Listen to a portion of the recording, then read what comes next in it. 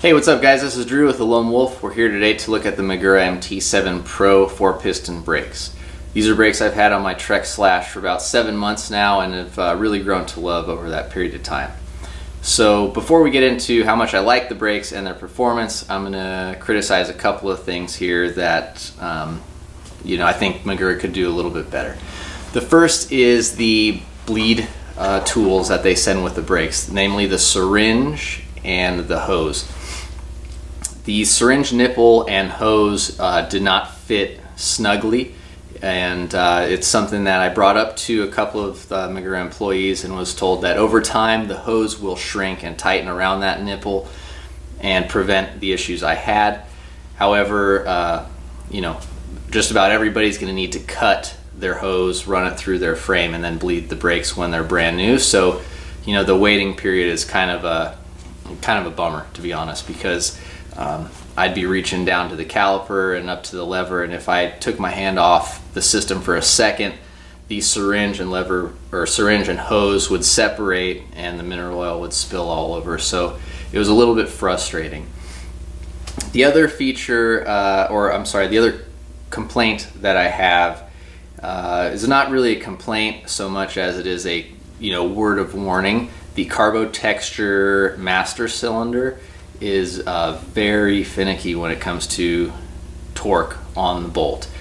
We did strip one, as have several other testers, based on reading their reviews. So it's something that we imagine a lot of people are going to do at home. So be very wary when you are tightening that bolt after you bleed to not over tighten it. It will strip. So moving on from those two little critiques, we'll get into the performance and design features of the brakes. As I mentioned, the carbo texture master cylinder is basically a thermoplastic and carbon blend, and it allows the overall brake weight to remain pretty low for a robust, overly built 4-piston brake system. So the 4-piston calipers house 2 sets of smaller brake pads, so there are 4 total pads in each caliper. The idea behind this is a more even pressure on the rotor from all of those pads, and also for increased brake pad life as well as better heat dissipation. To go in line with the heat dissipation theory is the slightly thicker rotor. Most rotors are about 1.8 millimeter thick.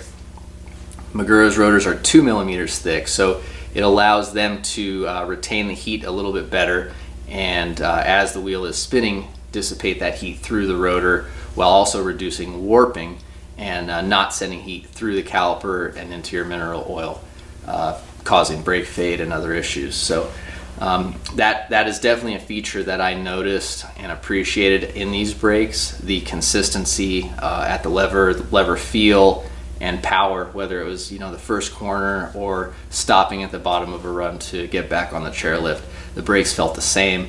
They worked just as well. So Magura offers 2 brake levers for their brakes, the HC3 and the HC 1-finger.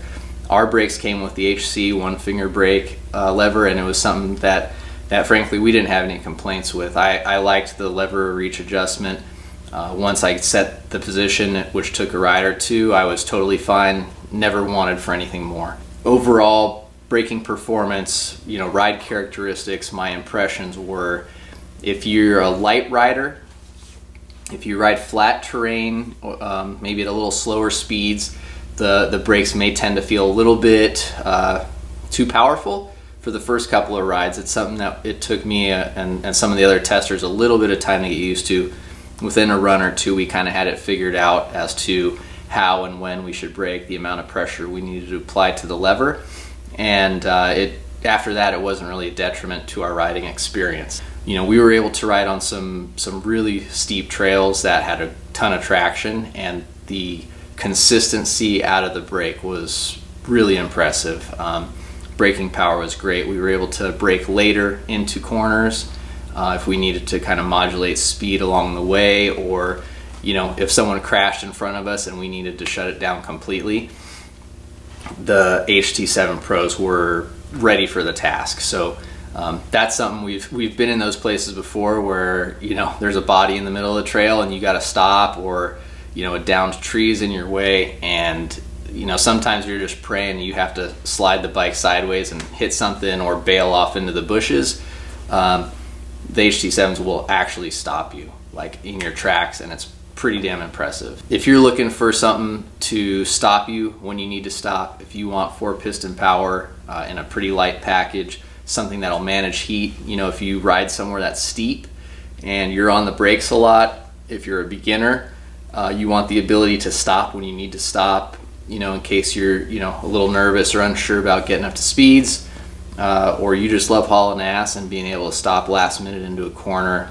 The MT7 Pros are a great brake and something I recommend checking out. If you have any questions, feel free to ask below. Anything we don't know, we'll get in touch with Magura on and see if we can get some more information from you.